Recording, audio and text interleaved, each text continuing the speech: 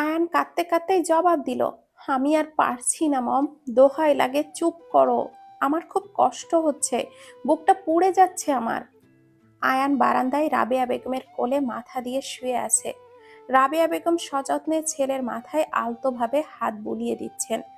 রাবেয়া বেগম বুঝতে পেরেছেন যে আজ তার ছেলে অনেক বেশি কষ্ট পেয়েছে, না হলে চোখের পানি ফেলতো না, তাই নীরব আছেন। এইদিকে আয়ান ঘাপটি মেরে শুয়ে আছে মায়ের কোলে, কিন্তু গভীর রাতের নিস্তব্ধতা আয়ানের মনোভাবকে আরো বাড়িয়ে দিয়েছে। রাতের অন্ধকার যেন এক অগাধ সমুদ্র, যেখানে চাঁদের ক্ষীণ আলো কোনো কিছুই স্পষ্ট করে না।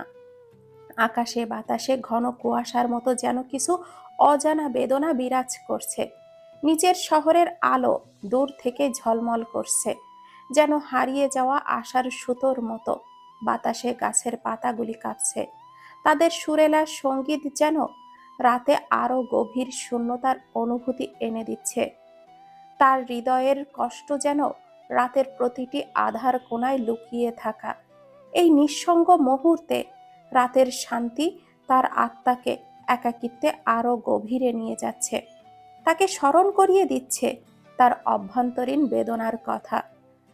আয়ানের এখন বারবার মনে পড়ছে সেই রাতের কথা, যেদিন সে আদ্রিকার গায়ে হাত তুলে বাসর ঘর থেকে বের করে দিয়েছিল। আয়ানের খুব করে ইচ্ছে করছে নিজেকে পেটাতে। কেন এত কষ্ট দিল সে মেয়েটাকে? ফারজানার মোহে এই সব করলো সে। আয়ানের মাথায় আরেকটা কথাও ঘুরপাক খাচ্ছে, আদ্রিকা সত্যিই তাকে ভালোবাসে? প্রথম থেকে করা সমস্ত সেবা যত্ন আয়ান মনে করছে আদ্রিকা কখনোই তাকে অসম্মান করেনি, সব সময় তার কথা ভেবেছে। আচ্ছা, এটাই কি তবে ভালোবাসা? তাহলে কি হিমেলের মতে সত্যি আমি ভালোবাসার অর্থ এতদিন বুঝিনি? এই যে আমার এখন আদ্রিকার জন্য বুকটা ফেটে যাচ্ছে, এটা কি ভালোবাসা বলা যায়? এসব ভাবতে ভাবতে আয়ান নিষ্পলক চোখে তাকিয়ে রয়েছে পূর্ণিমা চাঁদের দিকে। এমন সময় আয়ান ডেকে উঠল, মা।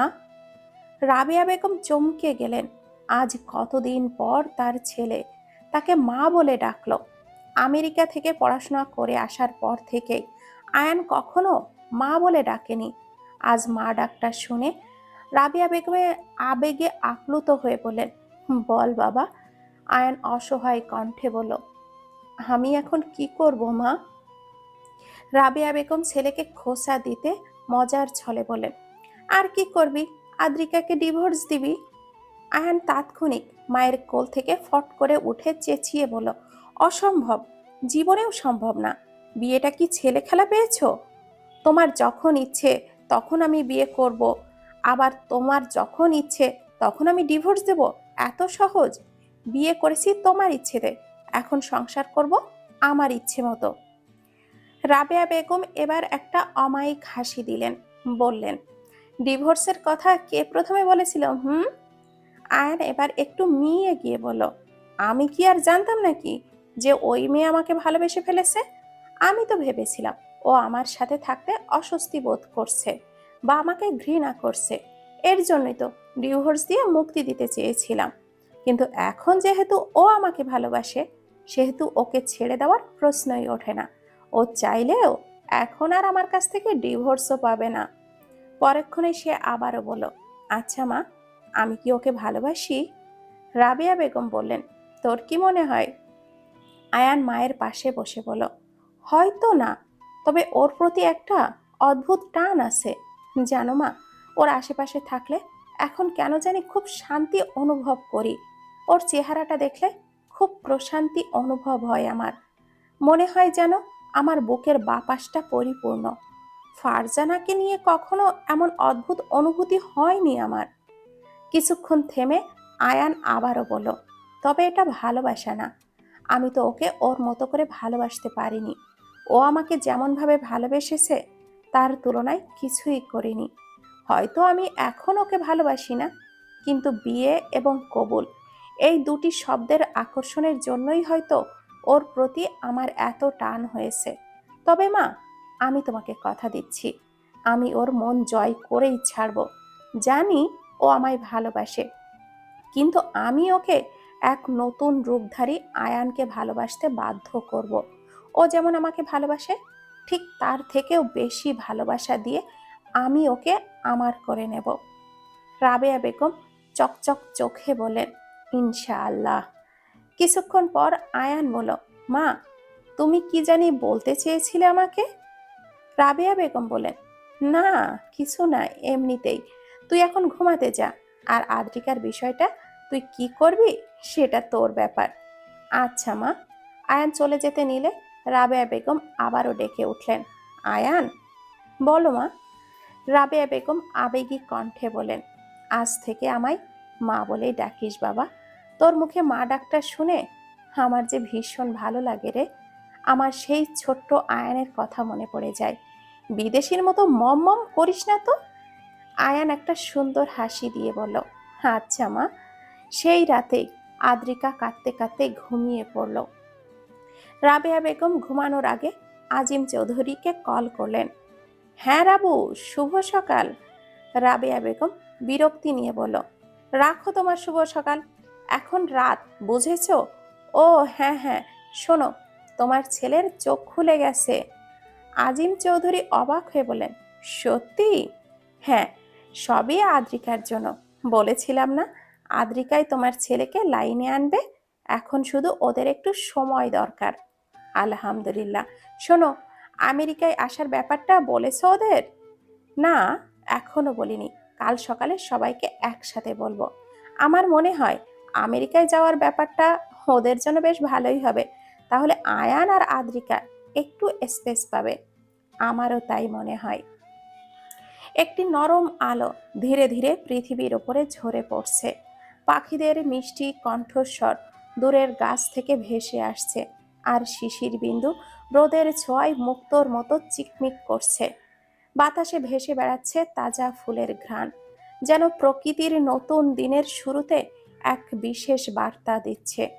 সূর্য আকাশের কোণে উঠে আসছে, তার সোনালি আলো পুরো পৃথিবীকে রাঙিয়ে তুলছে। সবকিছুতেই যেন এক অদ্ভুত শান্তি, নীরবতা আর নতুনত্বের ছোঁয়া। নতুন দিনের শুরু, নতুন সম্ভাবনা। এমনই একটি সকাল যেখানে প্রতিটি মুহূর্তের মধ্যে একটি নতুন গল্পের শুরু লুকিয়ে থাকে। ঘুম থেকে উঠে আদ্রিকা নিচে গেল। আজ উঠতে একটু দেরি হয়ে গেছে। নিচে গিয়ে দেখলো যে রাবেয়া বেগম উঠে পড়েছেন। মা, আমি কি ঘুম থেকে উঠতে দেরি করে ফেললাম নাকি? না রে আদ্রিকা, আমি তাড়াতাড়ি উঠলাম। শোনো, এই নাও কফি। একটা রামিসার ঘরে, আরেকটা আমার ছেলের ঘরে দিয়ে এসো।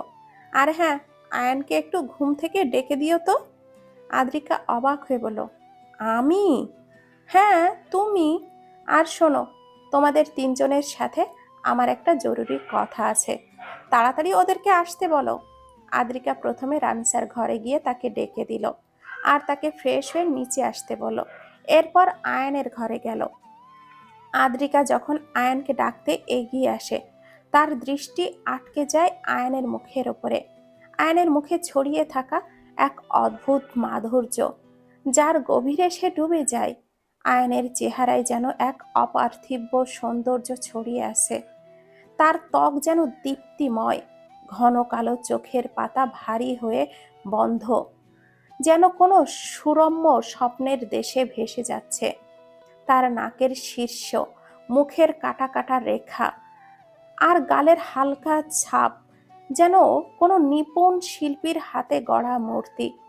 রাতে ঘুমানোর কারণে আয়নের চুলগুলো একটু এলোমেলো, আর তার ত্বকে যেন সকালের রোদের মৃদু আভা লেগে আছে।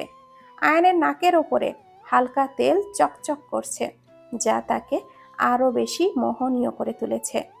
আদ্রিকার চোখ ঘুরে যায় আয়নের নিখুঁত নাকের দিকে, যেখানে তেলের সেই মৃদু জেল্লা এক ধরনের কোমল উষ্ণতা ছড়িয়ে দিচ্ছে।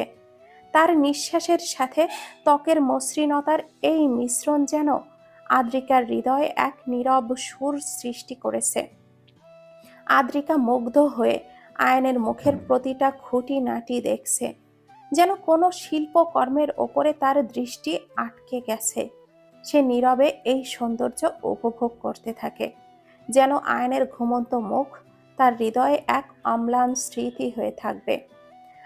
আদ্রিকার মনে হয় এই সৌন্দর্যকে একবার ছুঁয়ে দেখা উচিত, কিন্তু সে নিজের হাতটা সরিয়ে নেয়। আয়নের চোখের পাতাগুলো আলতোভাবে বন্ধ, আর তার নিঃশ্বাসের সুরেলা ছন্দ যেন এক অপার্থিব সঙ্গীত। ঠোঁটের কোণে লেগে থাকা সেই চিরচেনা হাসি যেন কোনো সুখ স্বপ্নের ছোঁয়া। আদ্রিকা অনেকক্ষণ চুপচাপ দাঁড়িয়ে থাকে, মুগ্ধ হয়ে তাকিয়ে থাকে আয়নের দিকে। তার একদমই তাকে ডাকতে ইচ্ছে করছে না। সকালের শান্তি, আয়নের মুখের কোমলতা, আর তার নাকের সেই তেল চকচকে আভা, সব মিলিয়ে আদ্রিকা এক অপূর্ব মায়ায় আবদ্ধ হয়ে যায়। সে আয়ানকে ডাকতে ভুলে যায়, বরং সে এই মুহূর্তটা চিরকাল ধরে রাখতে চায়, যেন এই সকালের মায়াবী মুহূর্তে তারা একসাথে হারিয়ে যেতে পারে। কিছুক্ষণ পর নিজের ইচ্ছেটা দমিয়ে রাখতে না পেরে বিছানার পাশে বসে আলতো হাতে আয়নের এলোমেলো চুলগুলো ঠিক করে দেয়। তারপর উঠে দাঁড়িয়ে আয়নকে ডাকতে শুরু করে। হুম হুম, শুনছেন? উঠে পড়ুন, সকাল হয়ে গেছে।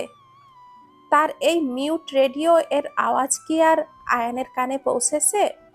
আদ্রিকার মাঝে মাঝে খুব হাসি পায়, এটা ভেবে যে এই লোক তাড়াতাড়ি ঘুম থেকে ওঠার জন্য রামিসাকে বকাবকি করে, অথচ নিজেই মাঝে মাঝে বেলা করে ঘুম থেকে ওঠে। আর একটু ডাকাডাকি করার পর আয়ানের চোখ পিটপিট করে নড়তে দেখা দিল। আদ্রিকা আবারও ডাকলো, উঠে পড়ুন, মা ডাকছে। আলতো করে চোখ খুলে সাত সকালে আদ্রিকাকে নিজের ঘরে দেখে অবাক না হয়ে পারল না আয়ান। ধড়পড় করে বিছানা থেকে উঠে পড়ল, আর ঘুম ঘুম মোহনীয় কণ্ঠে বলে উঠল, দেরি হয়ে গেছে আদ্রিকা, আর একটু আগে ডাকতে। আদ্রিকা থমকে গেল। এই প্রথমবার আয়ান ওর নামটা ধরে ডেকেছে।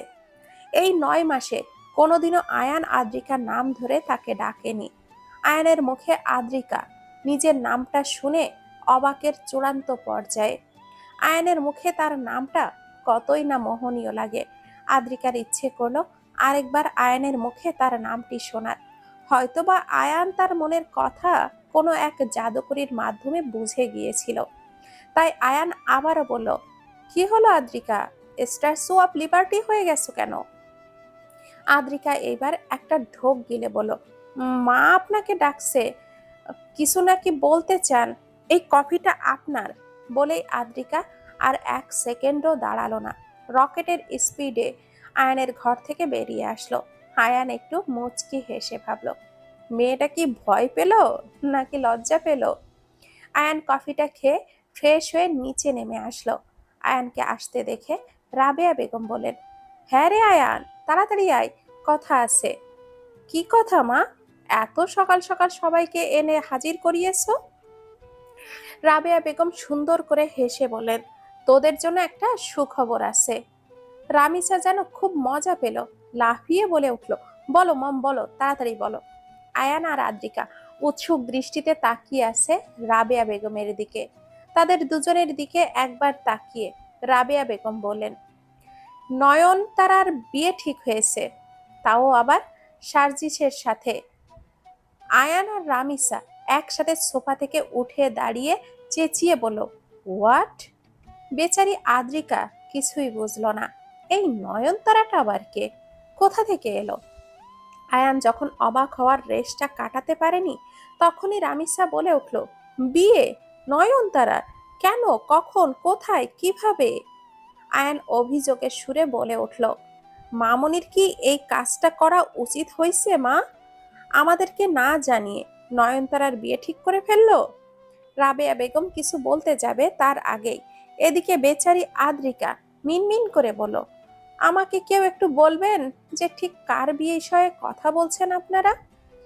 আয়ান যেন এই সুযোগই খুঁজছিল, উৎসুক হয়ে বলে উঠল, ওকে তুমি চিনবে না আদ্রিকা, ও আমেরিকায় থাকে, আমার ফুফাতো বোন হয়। আদ্রিকা ছোট করে বলল, ও। রাবেয়া বেগম বলে উঠলেন, তোরা দেরি করিস না, যা গোছগাছ করার আজই শুরু কর, কাল সকালে ফ্লাইটে যাব। আদ্রিকা বলল, মা, আমিও? রাবেয়া বেগম হেসে বলেন, হ্যাঁ মা, অবশ্যই, তুমি না গেলে কি করে হবে? আয়নের ফুপু এমনিতেই ক্ষেপে আছে, কারণ তোমাদের বিয়েতে তো আর আসতে পারেনি। তাই তোমাকেও দেখেনি।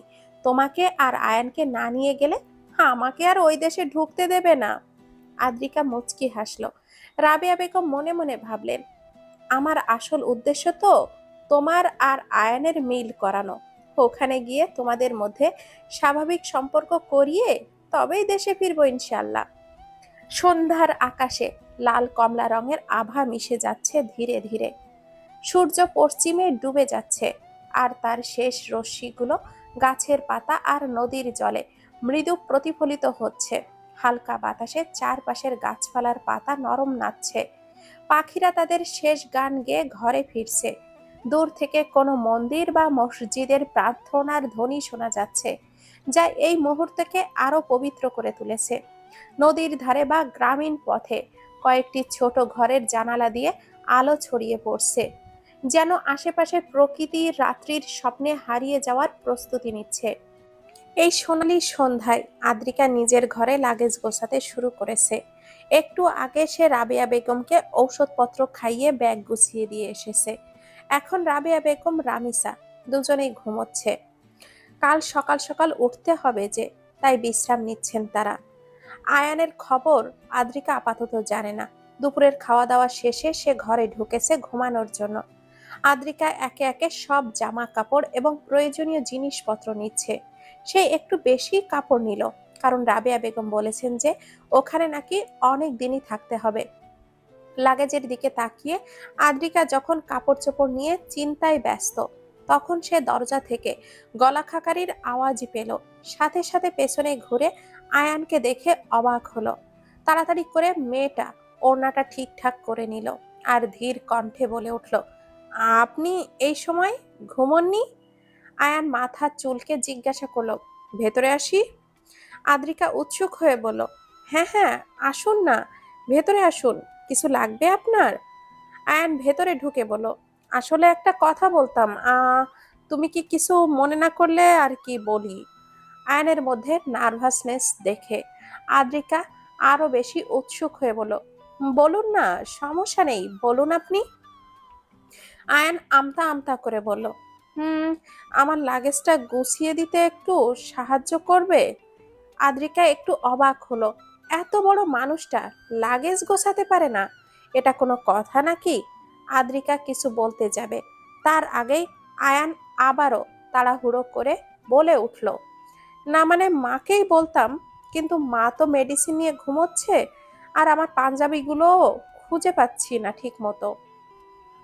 মূলত আয়ানের কোনো সাহায্যের প্রয়োজনই ছিল না, আর না সে পাঞ্জাবি নামক কোনো বস্তু আদৌ খুঁজেছে। তার তো প্রধান লক্ষ্য অন্য কিছু। বেচারি আদ্রিকা তো আর সেটা বুঝলো না। তবে পাঞ্জাবির কথা বলতেই সে চোখটা বড় বড় করে এক হাত মাথায় দিয়ে বলল, হাই আল্লাহ, আমি তো আপনার সব পাঞ্জাবি ধুয়ে দিয়েছি, ওগুলো কাল সকালের মধ্যে শুকোবে না তো? আর শুকালেও আয়রন করতে লাগবে তো। আপনার তো আর কোনো পাঞ্জাবি নেই, তাই না? আয়ান বোকা বনে গেল। সে তো পাঞ্জাবি খোঁজেইনি। বাহ, অন্ধকারে মারা ঢিলটা লেগে গেল তাহলে। আয়ান বলে উঠল, আরে না, সমস্যা নেই, আমি তো এমনি খুঁজছিলাম পাঞ্জাবি। আমি তো পাঞ্জাবি নিয়ে যাব না, আমরা তো আমেরিকায় গিয়েই শপিং করব। আমার এত কিছু না নিয়ে গেলেও চলবে, লাগবে না। এরপর আয়ান আদ্রিকার লাগেজের দিকে তাকিয়ে বলল, সে কি, তুমি এত কাপড় নিয়েছো যে? এত কাপড় নেওয়া লাগবে না তো আদ্রিকা, দুই তিনটা নাও, ওখানে গিয়ে তোমায় আমি নতুন কাপড় কিনে দেব। না না, আমার লাগবে না তো। আয়ান দুই হাত কোমরে রেখে বলল, আমি তোমায় জিজ্ঞাসা করিনি, বুঝেছো? বলেছি আমেরিকায় যাবে আর কিছু কিনবে না, তা কি হয় নাকি বোকা?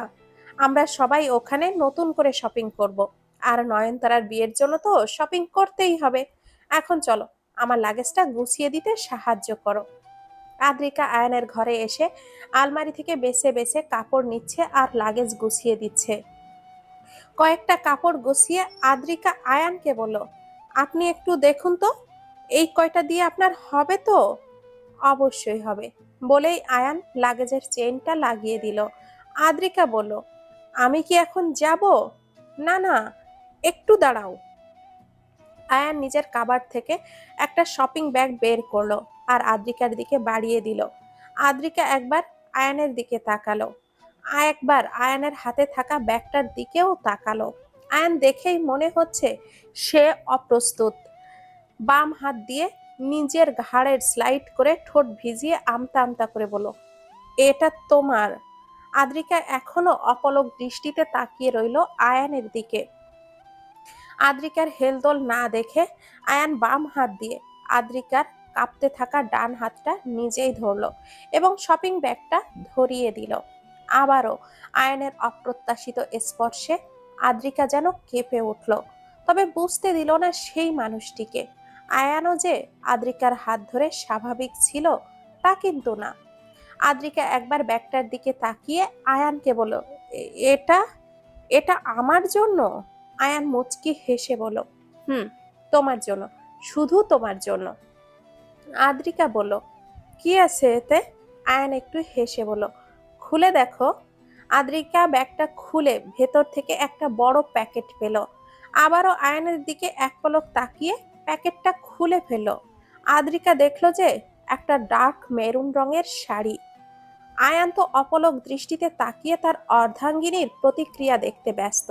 সে তো মূলত এই শাড়িটা দিতেই আদ্রিকাকে এই ঘরে নিয়ে এসেছে। লাগেজ গোছানো তো বাহানা মাত্র। আদ্রিকা খুশিতে নিঃশব্দে কেঁদেই দিল। আদ্রিকার চোখে পানি দেখে আয়ানও ভ্যাবাচাকা খেয়ে গেল। উত্তেজিত হয়ে জিজ্ঞাসা করলো, কি হলো আদ্রিকা, তুমি কাঁদছো কেন? আদ্রিকা চোখ মুছে ভিজে যাওয়া আখি পল্লব মেলে আয়ানের দিকে তাকিয়ে হাসার চেষ্টা করে বলল, আপনি আমার জন্য শাড়ি এনেছেন?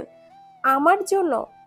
আদ্রিকার মন চাইছে শাড়িটাকে বুকের মধ্যে চেপে ধরে হাজারটা চুমু খেতে। তার প্রিয় মানুষের দেওয়া প্রথম উপহার বলে কথা। সে নিজের চাওয়াটা আংশিক পূরণ করলো। শাড়িটাকে আষ্টে পৃষ্ঠে দুই হাত দিয়ে জড়িয়ে নিয়ে আয়ানের দিকে তাকালো। আয়ান তো নীরবে তার অর্ধাঙ্গিনীকে দেখছে। মেয়েটা কত খুশি এতটুকুতেই। একটা মাত্র শাড়ি পেয়েই মেয়েটা এত খুশি। অবশ্য যেই মেয়ের ভালোবাসার জন্য আয়ানের দেওয়া গত 9 মাসের অবহেলা ভুলে গেছে, সেই মেয়ে তার দেওয়া ছোট্ট জিনিসেও খুশি তো হবেই।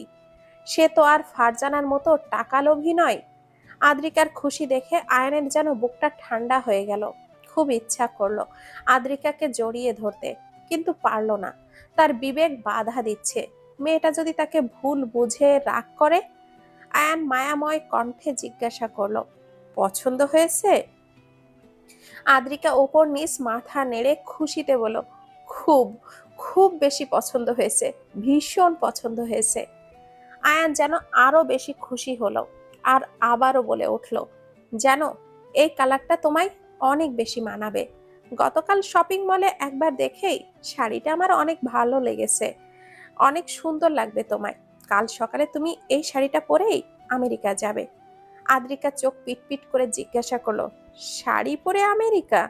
আয়ান বলল, হ্যাঁ।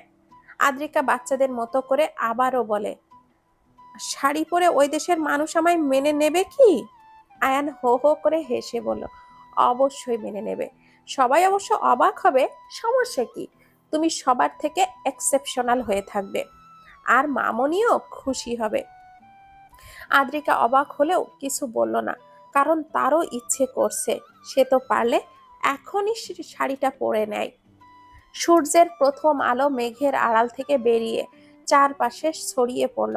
আকাশটা ফিকে নীল, আর বাতাসে এরকম সজীবতার গন্ধ। দূরের কোথাও পাখির কলকলানি শোনা যাচ্ছে, যেন নতুন দিনের আগমনী বার্তা। পৃথিবীটা যেন ধীরে ধীরে জেগে উঠল ঘুম ভেঙে। তবে চৌধুরী বাড়িতে এখন মোটেও নীরবতা বিরাজ করছে না। সবাই যে যার কাজে ব্যস্ত। আর 1 ঘন্টার মধ্যেই তাদের এয়ারপোর্টে যেতে হবে। রাবেয়া বেগম বাড়ির সার্ভেন্টদেরকে সব বুঝিয়ে সুঝিয়ে দিয়ে যাচ্ছেন। রামিসা সেই তখন থেকে ড্রেসিং টেবিলের সামনে দাঁড়িয়ে সেজেই যাচ্ছে। তার আর সাজগোজ শেষই হচ্ছে না জানো। আয়ান ধবধবে সাদা রঙের একটা শার্ট পরেছে, হাতা গুটিয়ে সব লাগেজ গাড়িতে তুলছে। তবে আদ্রিকা এতক্ষণ রাবেয়া বেগমের সাথে সার্ভেন্টদের উপদেশ দিলেও সবাই মিলে তাকে তৈরি হওয়ার জন্য জোরে পাঠিয়ে দিয়েছে। আয়ান ব্যাগপত্র সব গাড়িতে তুলে জোরে হাঁক ছুড়ল, মা কি হলো, এসো তাড়াতাড়ি, আর 1 ঘন্টার মধ্যেই তো এয়ারপোর্টে পৌঁছাতে হবে। রামিসা, তাড়াতাড়ি আয়। কিছুক্ষণের মধ্যেই ব্যাঙের মতো লাফাতে লাফাতে রামিসা এসে হাজির হলো আর বলল, ভাইয়া আমি এসে গেছি। আয়ান একবার সদর দরজার দিকে তাকিয়ে বলল, তোর ভাবি কই? রামিসা বাঁকা হেসে ফিসফিস করে বলল, ভাবি তো শাড়ি পরছে ভাইয়া, বুঝতে হবে, এই কারণেই একটু সময় লাগবে বুঝলে। হয়ে গেছে মনে হয়, একটু তো ধৈর্য ধরতে পারো নাকি? আয়ান কিছু না বলে একবার ওপরে আদ্রিকার রুমের দিকে তাকিয়ে মুচকি হাসলো। না জানি মেয়েটাকে শাড়ি পরে কতটা সুন্দর লাগবে। আয়ান একটু আগেই তাকে বারবার করে বলে এসেছে যেন না সাজে সে। আদ্রিকা বাধ্য মেয়ের মতো মাথা দুলিয়েছে। এমনিতেই শাড়ি পরলে সুন্দর লাগবে, তার উপরে সাজলে তো আয়ান এখানেই শহীদ হয়ে যাবে। তখন দেখা যাবে তাকে আমেরিকা না গিয়ে হসপিটালে ঝুলে থাকতে হবে। কিছুক্ষণ পর রাবেয়া বেগমও চলে আসলেন। এসেই বলেন, কিরে রামিসা, এখনো উঠিসনি কেন? উঠে পড়। আয়ান, হিমেলকে কল দে, তাড়াতাড়ি আসতে বল। ও কোথায়? রামিসার চোখ সতর্ক হলো, বলে উঠল, ওয়েট ওয়েট, উনি কেন আসবেন? রাবেয়া বেগম গাড়িতে উঠতে উঠতে বলেন, হিমেলও যাবে তো আমাদের সাথে। রামিসা যেন অবাকের শিকড়ে পৌঁছে গেল, বলল, আজব, উনি কেন যাবে? তারপর পকেট থেকে ফোনটা বের করতে থাকা আয়ানের দিকে তাকিয়ে বলল, ভাইয়া, ওই লোক কেন আসবে? রাবেয়া বেগম বলেন, ও মা, হিমেল কি আমাদের পর নাকি? আর তাছাড়া তোর মামনি ওকেও যেতে বলেছে। কতদিন হয়ে গেল ছেলেটাকে দেখে না। আসলে আয়ান আর হিমেল ছোটবেলার বেস্ট ফ্রেন্ড হওয়ায় আয়ানের ফুপু অনিমা চৌধুরী হিমেলকেও অনেক বেশি আদর করেন। আয়ান আর হিমেল যখন ছোট ছিল ওই সময় অনিমা বেগম দেশেই থাকতেন। এ কারণেই তার সাথে আয়ান আর হিমেলের বেশ সখ্যতা গড়ে উঠেছিল। বড় হলেও মামুনির কাছে আয়ান আর হিমেল সেই ছোট্টটিই আছে। কিন্তু অনিমা বেগমের বিয়ের 3 বছর পর তারা আমেরিকায় পাড়ি জমায়। মূলত অনিমা বেগমই হিমেলকেও তাদের সাথে আসতে বলেছেন। গত 3 বছর ধরে দেখেননি যে। আয়ান হিমেলকে কল করলো, হ্যাঁ দোস্ত বল। কি রে, কই তুই হিমেল, তাড়াতাড়ি আয়। আরে তোরা বেরিয়ে পড়, আমি একেবারে এয়ারপোর্টে আসছি, ওখানেই মিট করি। আয়ান কিছু বলতে যাবে, তার আগে চোখ পড়ল বাড়ির সদর দরজার দিকে। তখনই তার হৃদয় যেন থমকে গেল, স্তব্ধ হয়ে গেল তার কণ্ঠনালী। এক মোহনীয় দৃষ্টিতে তাকিয়ে রইল সেই মানবীদের দিকে, যে মেরুন শাড়িতে মোড়ানো এক অপরূপ রূপে ধীরে ধীরে তার দিকে এগিয়ে আসছে। প্রতিটি পদক্ষেপে শাড়ির কুচি যেন বাতাসে হালকা করে দুলছে, আর আদ্রিকার চুলগুলো যেন নরম বাতাসে খেলা করছে। এদিকে হিমেল কলে সারা শব্দ না পেয়ে বলে উঠল, কি রে আয়ান, হ্যালো, চুপ করে গেলি কেন রে? কিন্তু হিমেলের কথা তো আয়ানের কানে পৌঁছাচ্ছে না। সে তো অন্য এক জগতে হারিয়ে গিয়েছে। হিমেল নেটওয়ার্কের সমস্যা ভেবে জোরে জোরে বলল, কিছুই শোনা যাচ্ছে না আয়ান, তুই এয়ারপোর্টে চলে আয়, আমি ওখানেই আসবো, রাখলাম।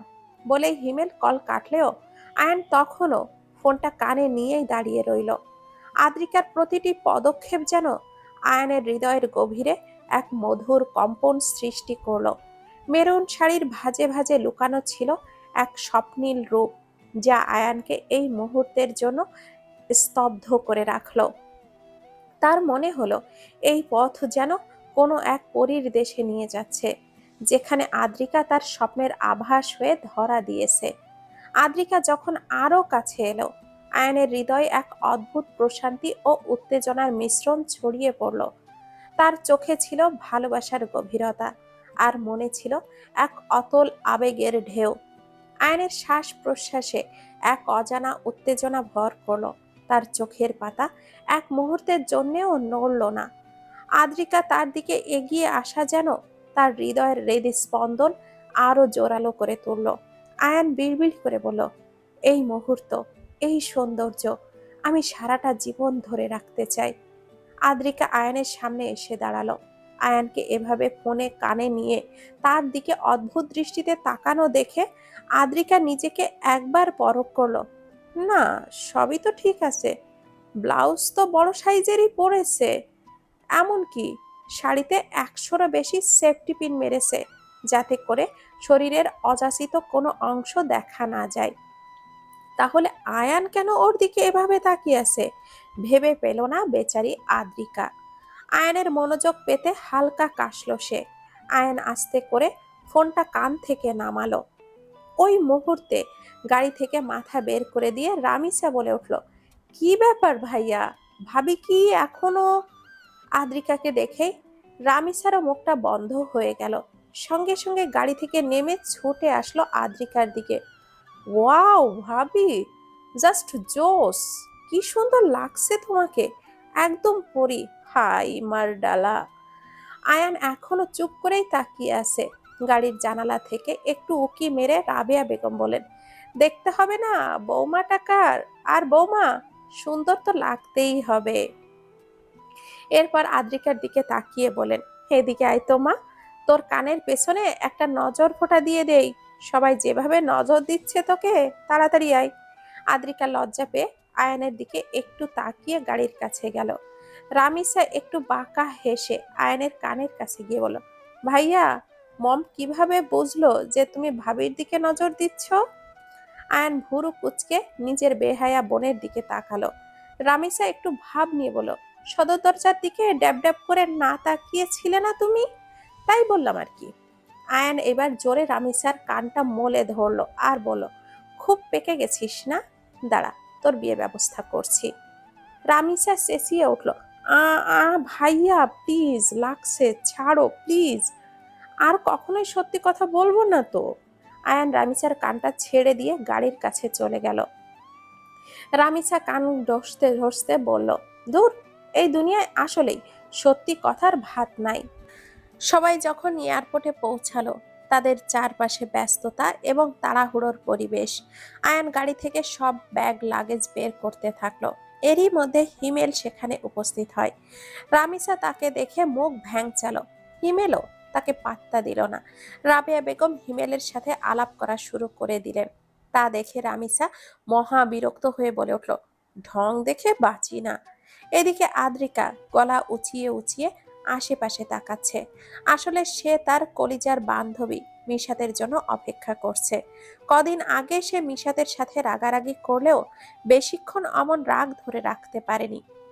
মিশাতের বাড়িতে গিয়ে এক বাক্স চকলেট দিয়ে আদ্রিকাকে রাগ ভাঙাতে হয়েছে তার। আজ তো আদ্রিকা আমেরিকা চলে যাবে, তাই বিদায় জানাতে এয়ারপোর্টে আসার কথা ছিল মিশাতের। রামিসা জিজ্ঞাসা করলো, কাকে খুঁজছো ভাবি? ভাইয়া তো এই দিকে। আদ্রিকা পরের কথাটা না শুনেই বলল, ওই যে আমার ওই বান্ধবীটা মিশাত, এখন আসার কথা। রামিসা ঠোঁটটা গোল গোল করে বলল, ও। একটু পর মিশাত চলে এলো। রাবেয়া বেগম মিশাতের সাথেও বেশ কথা বলেন। আয়ান গাড়ি পাঠিয়ে এসে অপরিচিত একটা মেয়েকে দেখে আদ্রিকা বলল, ইনিকে? মিশাত হেসে সালাম দিল। আদ্রিকা বলল, ওই যে আমার বেস্ট ফ্রেন্ড মিশাত। আয়ান চিনতে পারলো, তাই ভদ্রভাবে কিছুক্ষণ কথা বলল। আরো কিছু সময় পর মিশাত বিদায় জানিয়ে চলে গেল। আয়ান হিমেলকে উদ্দেশ্য করে বলল, তুই মা আর রামিসাকে নিয়ে এগিয়ে যা। হিমেল বাধ্য ছেলের মতো রাবেয়া বেগম আর রামিসাকে নিয়ে এগিয়ে যায়।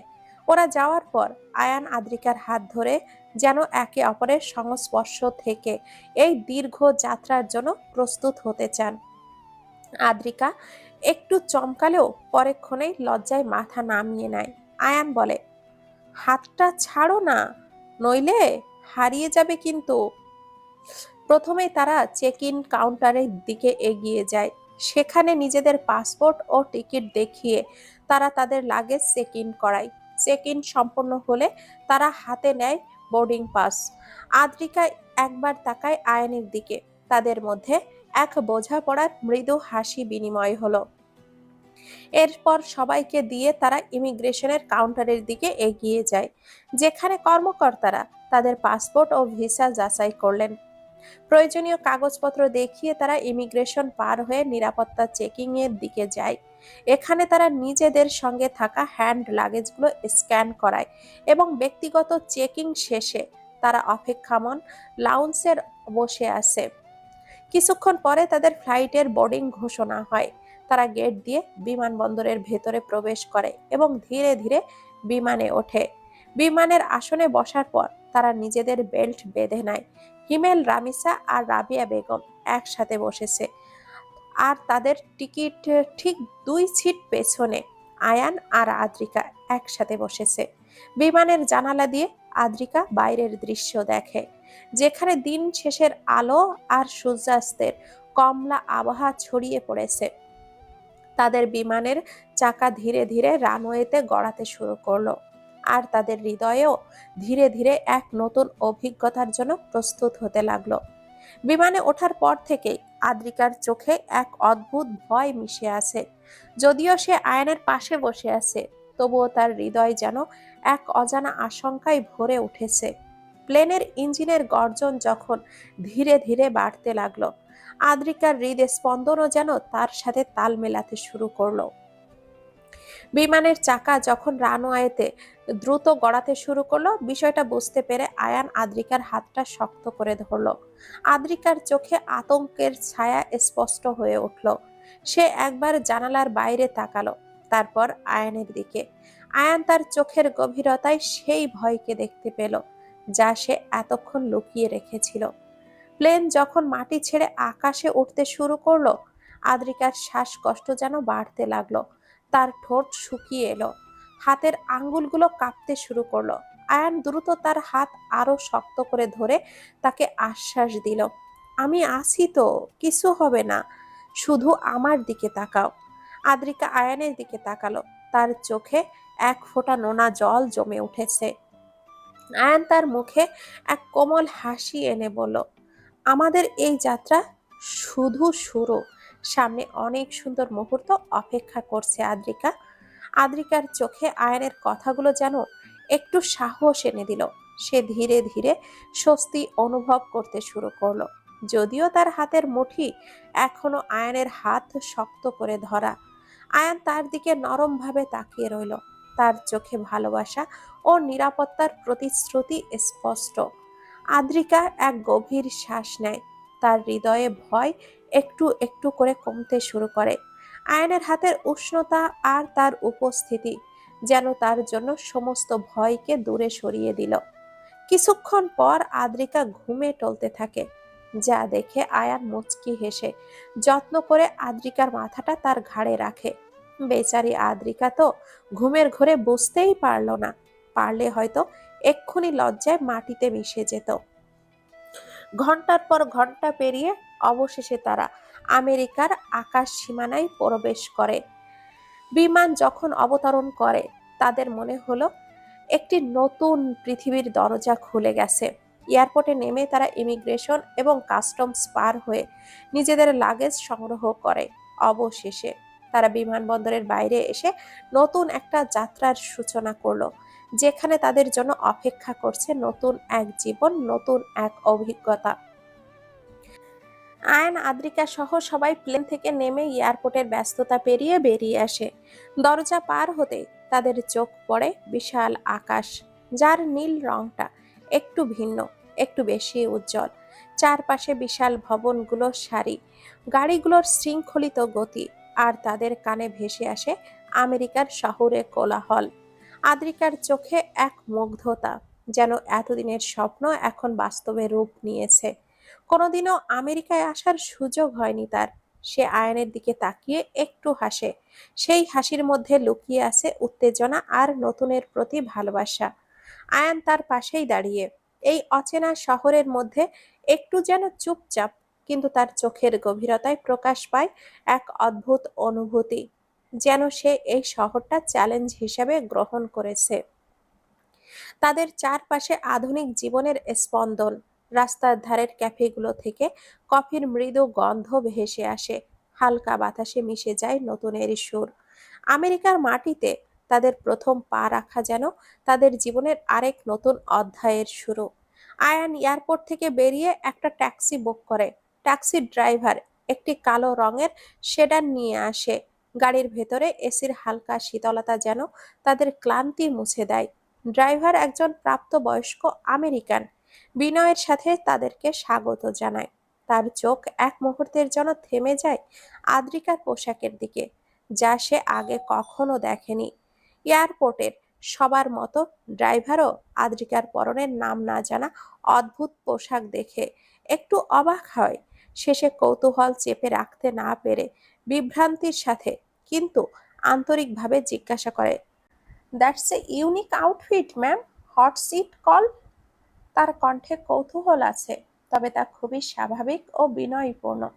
আদ্রিকা বলার আগে আয়ান হেসে উত্তর দেয়, it's call A sari. Driver মাথা নামিয়ে সম্মতি জানায়। নামটা তার জন্য নতুন হলেও সে বুঝতে পারে এটি বিশেষ কিছু। ড্রাইভার তাদের লাগেজ গাড়িতে তুলে দেয় এবং দরজাটা বন্ধ করে। গাড়ি ছাড়ার সময় ড্রাইভার আর কোনো বাড়তি প্রতিক্রিয়া না দেখিয়ে স্বাভাবিকভাবেই চালাতে শুরু করে। তবে তার মনোভাব থেকে বোঝা যায় তিনি আদ্রিকার পোশাকের প্রতি এক ধরনের শ্রদ্ধা অনুভব করছেন, যদিও এটি তার জন্য একেবারেই নতুন অভিজ্ঞতা। কারণ আমেরিকায় এরকম শালীন পোশাক পরে মেয়েদেরকে দেখা যায় না। এরকম রূপময়তা সে প্রথমই দেখছে। এদিকে আয়ান আদ্রিকার দিকে তাকিয়ে মৃদু হাসে। সে তো ইচ্ছাকৃতভাবে শাড়ি পরিয়ে এনেছে এই ভিন দেশের মাটিতে বাঙালিয়ানার প্রতিনিধিত্ব করতে। ড্রাইভার ক্যালিফোর্নিয়ার তাদের বাড়ির ঠিকানাটা জানাতে চায় এবং তারা সেই ঠিকানা ড্রাইভারকে জানায়। গাড়িটি ধীরে ধীরে শহরের ব্যস্ত সড়ক ধরে চলতে শুরু করে। চারপাশে উঁচু উঁচু ভবন, গাছপালা এবং লোকজনের কোলাহল দেখতে দেখতে তারা যেতে থাকে। আয়ান জানালার বাইরে তাকিয়ে থাকে, চোখে মুগ্ধতা এবং নতুন শহরের অচেনা সৌন্দর্যকে দেখে সে কিছুটা গভীর চিন্তায় ডুবে যায়। আদ্রিকাকে এখানে আনার কারণ তার সাথে সবকিছু নতুন করে শুরু করা। সবকিছু ঠিকঠাক হবে তো, নাকি আদ্রিকা তাকে ভুল বুঝবে? এই ভেবে সে শুধুমাত্র ফারজানাকে ছেড়ে চলে গেছে দেখেই সে আদ্রিকাকে গ্রহণ করছে। আয়নের বুকটা স্যাঁত করে উঠল। সে মোটেও এমন কিছু চিন্তা করে না। সে সত্যি খুব বাজেভাবে আদ্রিকাকে ভালোবেসে ফেলেছে। এখন তো এমনও হয় যে আদ্রিকার সামনে এলে আয়নের মস্তিষ্ক কাজ করা বন্ধ করে দেয়। থেমে যায় তার হৃদস্পন্দন। আগের মতো আর কঠোর ব্যক্তিত্ব আসে না। এই ভালোবাসা ভীষণ ভয়ানক। আয়ন নীরবে খুব করে প্রার্থনা করে যাতে করে সব ঠিকঠাক হয়ে যায়। আদ্রিকা পাশে বসে মাঝে মাঝে আয়নের দিকে তাকায়। তার মুখে এক ধরনের অদ্ভুত প্রশান্তি। তারা গাড়ির ভেতরে বসে শহরের বিভিন্ন স্থান দেখতে দেখতে চলতে থাকে। ড্রাইভার মাঝে মাঝে কথা বললেও তারা দুজনেই মগ্ন থাকে নিজেদের চিন্তায়। তবে এইদিকে রাবেয়া বেগম নীরব থাকলেও হিমেল আর রামিসার মধ্যে নীরবে চোখে চোখে যুদ্ধ চলে। একে অপরকে যেন লবণ দিয়ে খেয়ে ফেলার ক্ষমতা আছে দুজনেরই। যেন একটা ফাঁকা মাঠে এদেরকে নামিয়ে দেওয়া গেলেই এরা কুস্তি শুরু করতে একটুও সময় নিবে না। কিছুক্ষণ পর শহরের কোলাহল একটু কমে যায় এবং গাড়ি হাইওয়ে ধরে চলতে শুরু করে। রাস্তার দুই পাশে বিশাল খোলা প্রান্তর, দূরে পাহাড়ির সারি। সূর্যের আলো সেই পাহাড়ের চূড়ায় পড়ে এক ধরনের সোনালী আভা সৃষ্টি করছে। আদ্রিকা তখন জানালার পাশে মাথা ঠেকিয়ে হালকা হাসি দিয়ে বলে, ক্যালিফোর্নিয়া ঠিক যেমন কল্পনায় করেছিলাম তার থেকেও বেশি সুন্দর। আয়ান মুচকি হেসে নীরবে মাথা নাড়ে। তার চোখে একটা স্বপ্নীল চাহনি, যেন এই নতুন ভূমিতে সে অনেক কিছু নতুন করে শুরু করতে চায়। তারা ধীরে ধীরে ক্যালিফোর্নিয়ার পথে এগিয়ে চলে। সামনে তাদের অপেক্ষা করছে নতুন জীবন, নতুন অভিজ্ঞতা। ক্যালিফোর্নিয়ায় পৌঁছে গাড়ি যখন অনিমা চৌধুরীর বাড়ির সামনে আসে, তখন সূর্যটা একটু ঢলে পড়েছে। আকাশের রং কমলা আর গোলাপি মিশিয়ে তৈরি করেছে এক অপূর্ব দৃশ্য। বাড়িটি আধুনিক স্থাপত্যের নিদর্শন। সাদা রঙের দেওয়াল, বড় বড় জানালা এবং সামনে ছোট্ট একটা সবুজ লন। লনের মাঝখানে একটু লেবু গাছ আর তার পাশে কাঠের একটি বেঞ্চ। আয়ান ব্যাগপত্র নিয়ে সবাইকে সাথে করে দরজার দিকে এগিয়ে যায়। দরজার উপরে একটা ছোট্ট চিমনি আর তার পাশে লাল রঙের সুন্দর একটি ফুলের টব রয়েছে। আদ্রিকা ধীরে ধীরে আয়নের পাশে এসে দাঁড়ায়, তার চোখে কৌতূহল আর উত্তেজনা। দরজায় কলিং বেল বাজতেই আয়নের ফুপু দরজাটা খুলে দেয়। রামিসা আর হিমেল একসাথে চেঁচিয়ে বলে ওঠে, চলে এসেছি। অনিমা চৌধুরী আধুনিক এবং রুচিশীল একজন মহিলা, যার প্রতিটি পদক্ষেপেই আত্মবিশ্বাসের ছাপ রয়েছে। তার ত্বক কিছুটা মলিন, কিন্তু তার মুখের রেখায় গভীরতা ও অভিজ্ঞতার ছাপ স্পষ্ট। তার চোখগুলো উজ্জ্বল ও কৌতূহলী, যেন প্রতিটি নতুন ঘটনার পেছনে কোনো গল্প খুঁজে বেড়াচ্ছে। তার ঠোঁটে এক নরম হাসি লেগে আছে, যা স্নেহের ছাপ বহন করে। তিনি সাধারণত হালকা রঙের সুতি শাড়ি পরেন, যা তাকে আরো পরিমার্জিত এবং স্নিগ্ধ করে তোলে। অনিমা চৌধুরী চেঁচানোতেই প্রথমে একটু অবাক হলেও পরেক্ষণেই খুশিতে আপ্লুত হয়ে বলেন, আরে তোমরা চলে এসেছো। রাবেয়া বেগম বলেন, একটু তাড়াতাড়ি চলে আসলাম অনিমা। অনিমা চৌধুরী তাদেরকে বাড়ির ভেতরে টানতে টানতে নিয়ে আসলেন আর বললেন, কি যে বলো ভাবি, এসো এসো। আয়ান বাবা, দেখি তো তোকে একটু, কতদিন দেখিনি তোকে। বলেই আয়ানকে টেনে কাছে এনে কপালে একটা চুমু খেলেন। আয়ান কাতর কণ্ঠে বলল, তুমি কেমন আছো মামনি? অনিমা চৌধুরী বলেন, খুব ভালো আছি বাবা, তোকে দেখে যে বুকটা ঠান্ডা হয়ে গেল আমার। এরপর তিনি হিমেল আর রামিসাকে কাছে টানলেন। তোরা কেমন আছিস রে? হিমেল আগে ভাগে অনিমা চৌধুরীকে জড়িয়ে ধরলেন। ঝাক্কাস! এতক্ষণে অনিমা চৌধুরীর চোখ আটকালো কাচুমাচু হয়ে দাঁড়িয়ে থাকা আদ্রিকার ওপরে। অনিমা চৌধুরী বিচক্ষণতার সাথে চোখের চশমাটা হাত দিয়ে ওপরে ঠেলে রাবেয়া বেগমের দিকে প্রশ্নসূচক দৃষ্টিতে তাকালেন।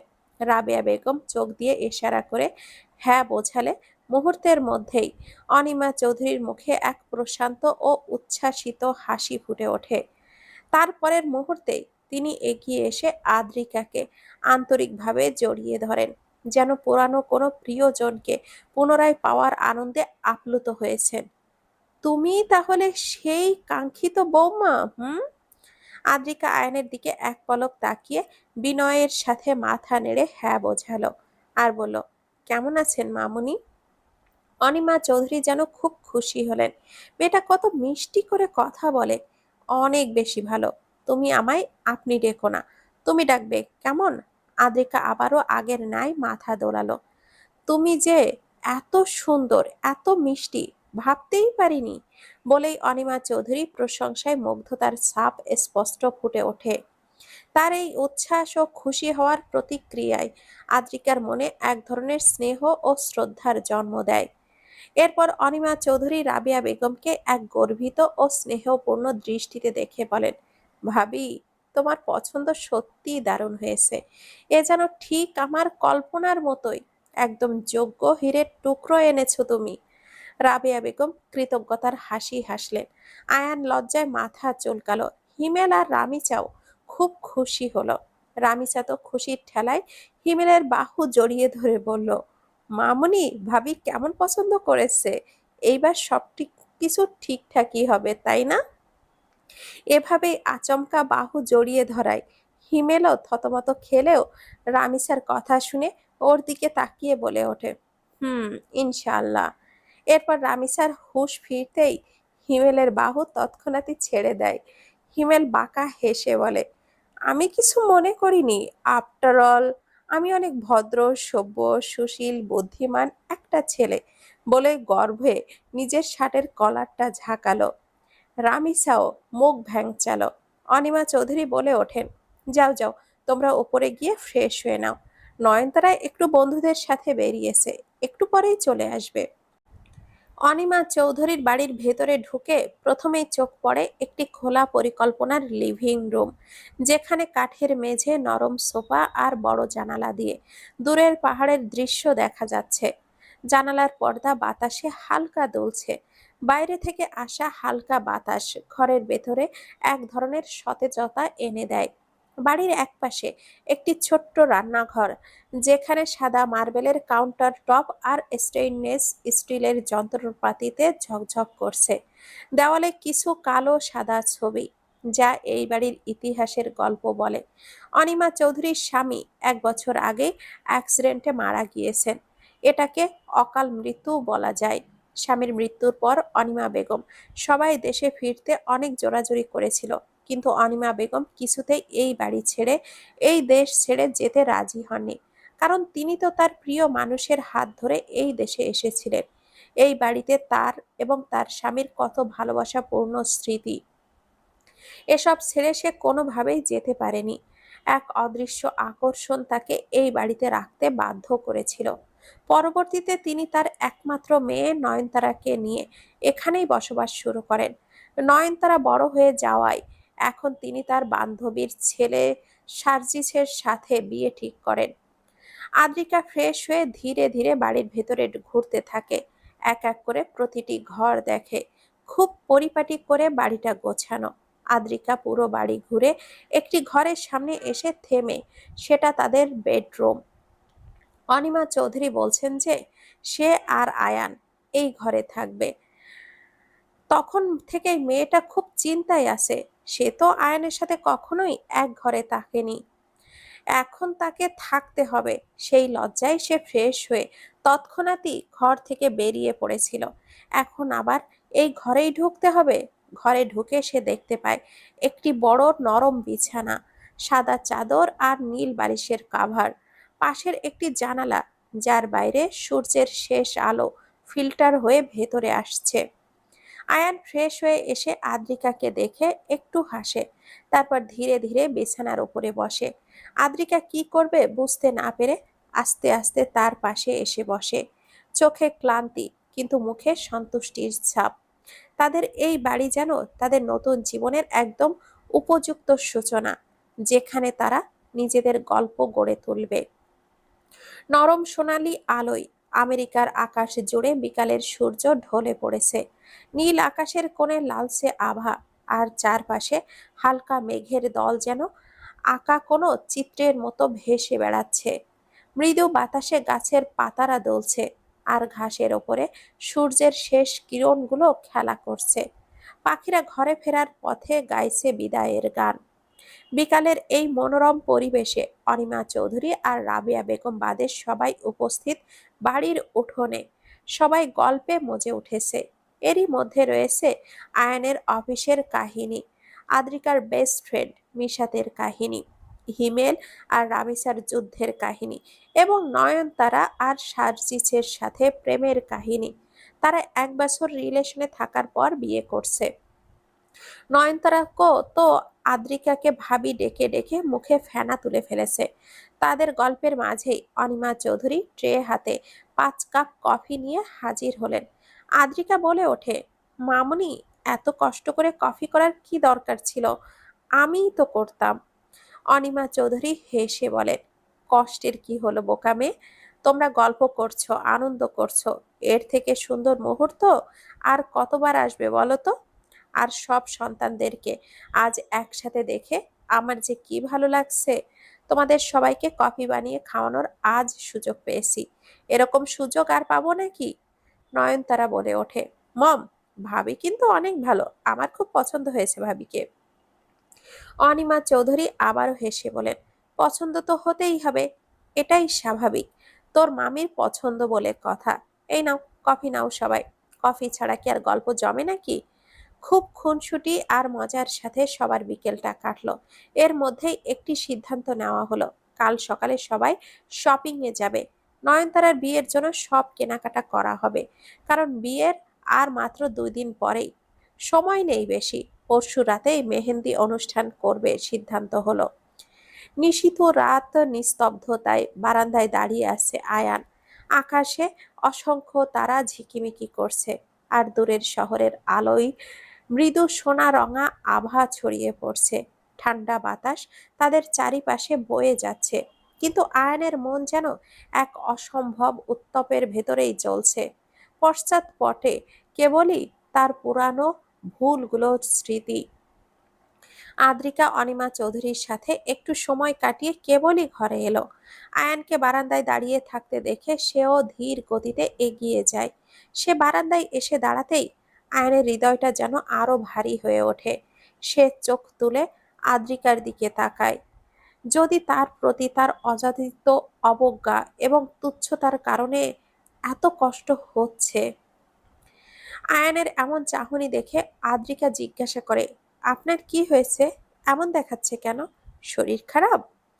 আয়ান গভীরভাবে শ্বাস নেয় এবং আদ্রিকার দিকে এক পা করে এগিয়ে এসে মৃদু কণ্ঠে বলে, তোমাকে খুব কষ্ট দিয়েছি, আমি জানি।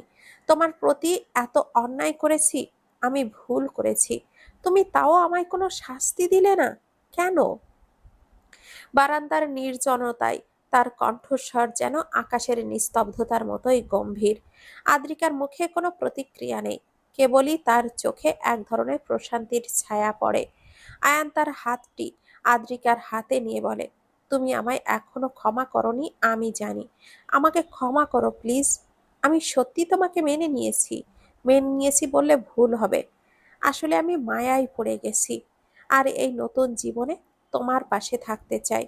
আদ্রিকা চুপচাপ দাঁড়িয়ে থাকে, তার চোখে এক ধরনের মমতার আভাস। আয়নের কথা যেন তার হৃদয়ের প্রতিটি কষ্টের দাগকে নিরাময় করছে।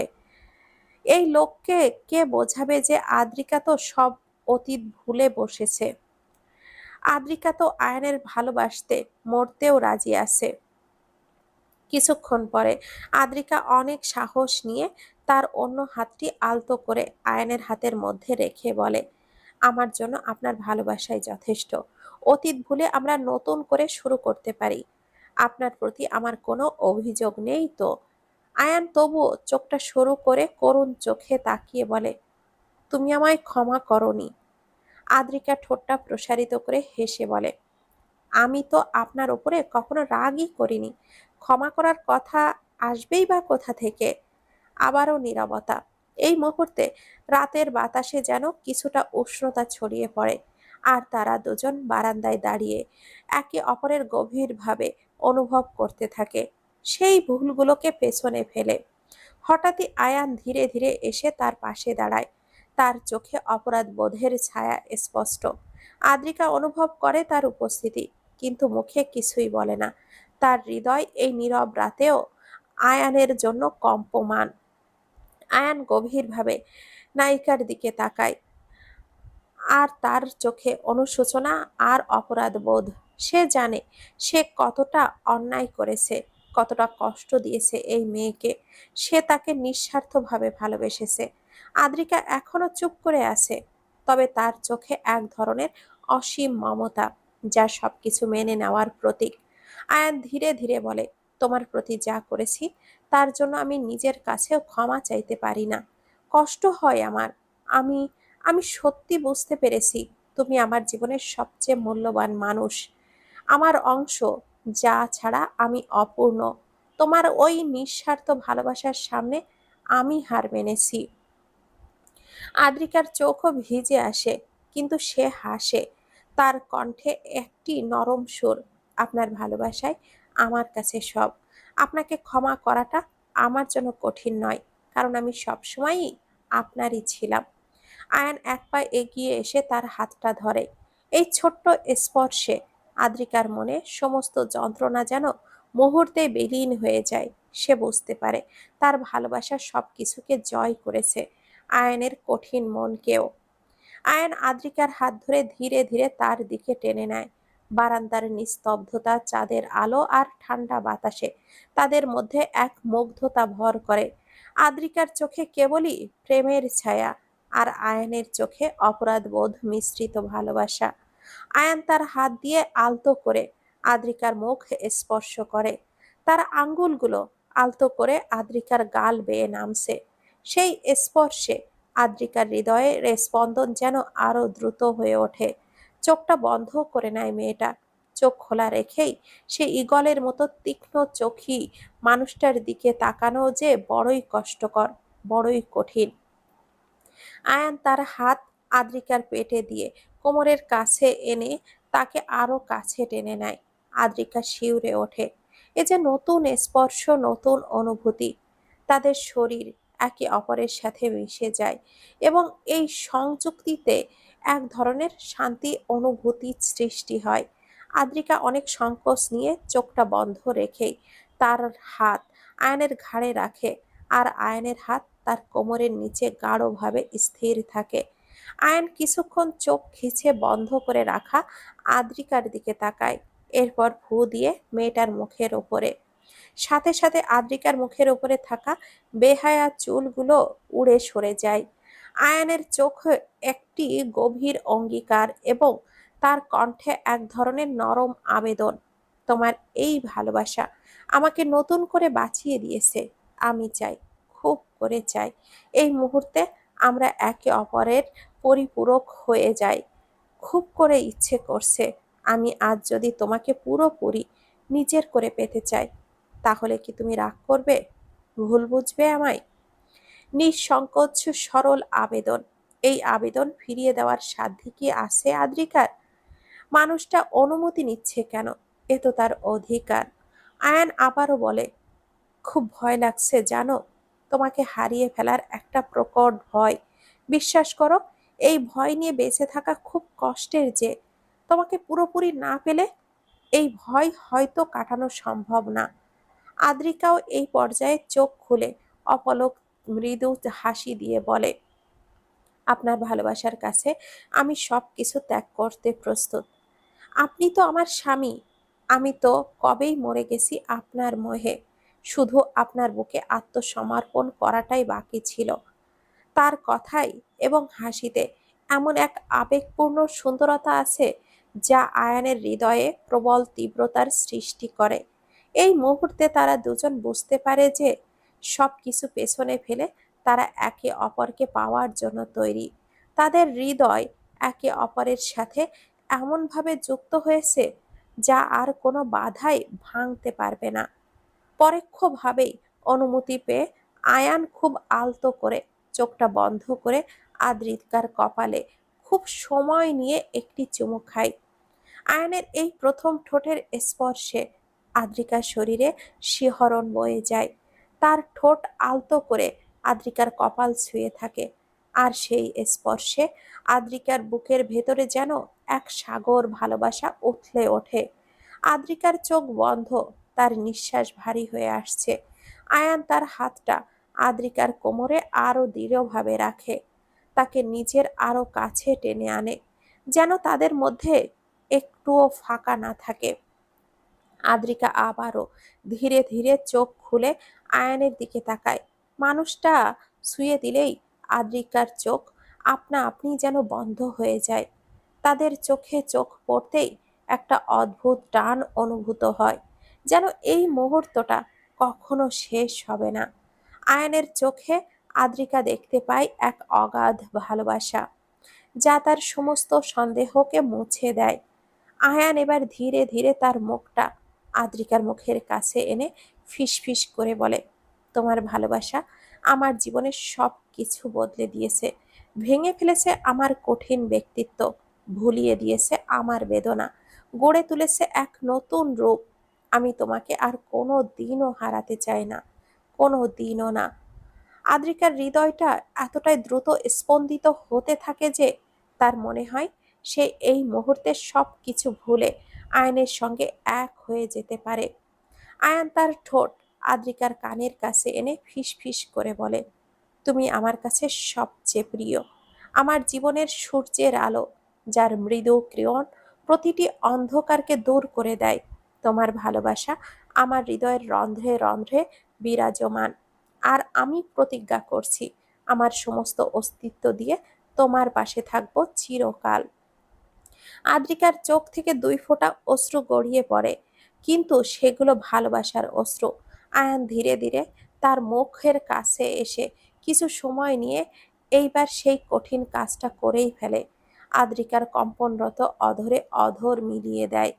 স্তব্ধ হয়ে যায় মেয়েটা, থমকে যায় হৃদস্পন্দন। লোকটা এমনভাবে ঠোঁট আঁকড়ে ধরেছে যেন ছাড়লেই আদ্রিকা পালিয়ে যাবে। খুব সযত্নে আদ্রিকার ঠোঁটে আদরে ভরিয়ে দিচ্ছে।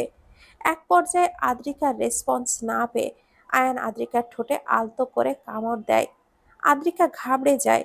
একসময় আদ্রিকাও ঘোরে চলে গিয়ে নিজের হাত আয়নের ঘাড় বেয়ে চুল আঁকড়ে ধরে। আয়নের এক হাত কোমর থেকে আদ্রিকার ঘাড়ে গিয়ে চেপে ধরে, আরো আরেক হাত চলে যায় আদ্রিকার শাড়ির আঁচলে। একটানে আঁচল সরিয়ে আয়ান আদ্রিকার পেটে তার হিম ধরা হাত গলিয়ে দেয়। গভীর চুম্বতে তারা দুজনে একে অপরের অস্তিত্বে মিশে যায়। তাদের মাঝে আর কোনো দূরত্ব থাকে না, শুধু নিঃসীম ভালোবাসা আর উষ্ণতায় তারা আবদ্ধ থাকে।